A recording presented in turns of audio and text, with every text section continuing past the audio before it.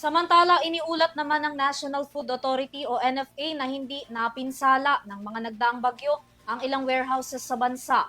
Kalakip nito, sapat pa ang supply ng bigas sa bansa sa susunod na 2 linggo.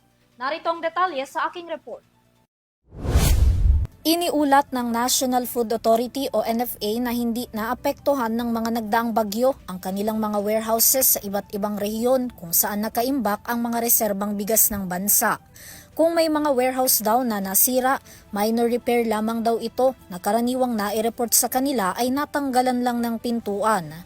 Ayon kay NFA Administrator Larry Lacson, isa ang Region 5 at Region 8 sa naiulat na may kakaunting damage sa imbakan ng bigas. Gayunpaman, hindi daw nito napinsala ang mga palay na naroon. Kaugnay nito, tiniyak ni Lacson na may sapat na rice buffer stock ang buong bansa na may kabuuang 446,000 metric tons at kayang tumagal ng 12 araw na kayang suplayan ang maraming mga Pilipino, lalo na ang mga naapektuhan ni Bagyong Opo. Samantala, sa ngayon nagkaroon na raw ng dispersal ang mga bigas ang NFA sa ilang probinsya gaya ng sa Masbate. Handa na rin daw ang NFA na maglabas ng bigas mula sa kanilang mga bodega sandaling kailanganin ito ng mga lokal na pamahalaan na kasalukuyan ngayong naapektuhan ng bagyo. Para sa EuroTV News, Vanessa Cleofas, sumasaludo sa bawat Pilipino.